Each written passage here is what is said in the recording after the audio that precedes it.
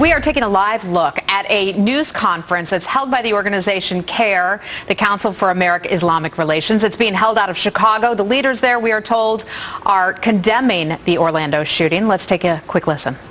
In this country every day, and we must stand up for the victims and for their families.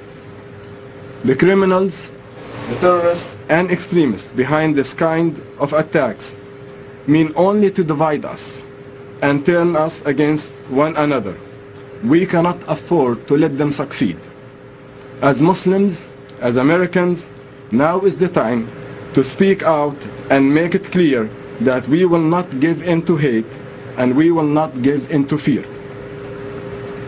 We heard in the news that the alleged perpetrator called in and he pledged allegiance to Daesh, or as we call it, I.S.I.S. I have a word for ISIS and their supporters. How would you stand before God and answer to your crimes against innocent people, thousands of innocent people, Muslims, Christians and other minorities? You do not speak for us. You do not represent us. You are an aberration. You are an outlaw, or as we call it in Islam, they are Khawarij. They are outlaws. They don't speak for our faith. They never belong to this beautiful faith. They claim to, but the 1.7 billion people are united in rejecting their extremism, their interpretation and their acts and senseless violence. And to those politicians who may try to exploit this tragedy, we ask them to respect the victims and their families. This is not the time to score points. This is not the time to exploit fear. This is the time for unity and faith. Thank you.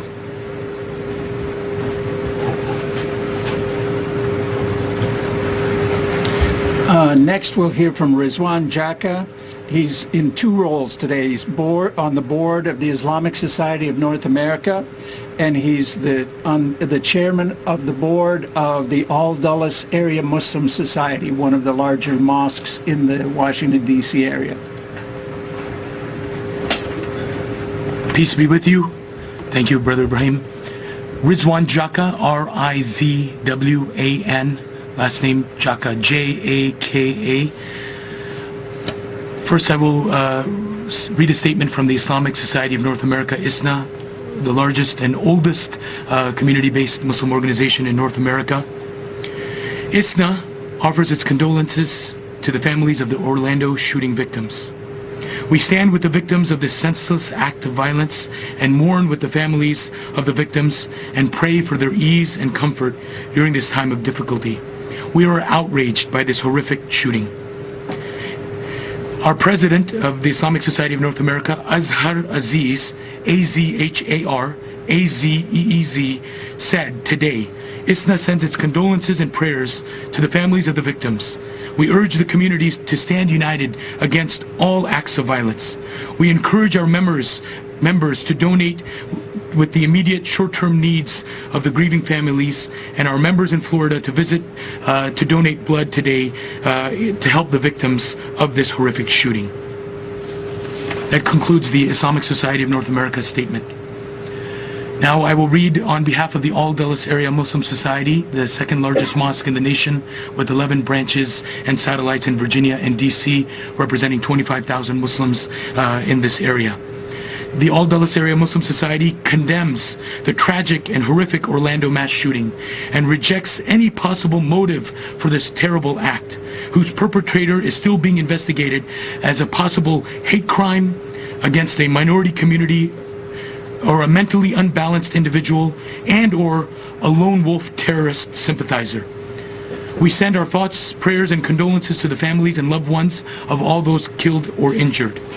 We appreciate the Orlando Muslim community's response in condemning this attack, and we join in urging the entire Muslim community to take part in blood donation drives for those injured and attacked.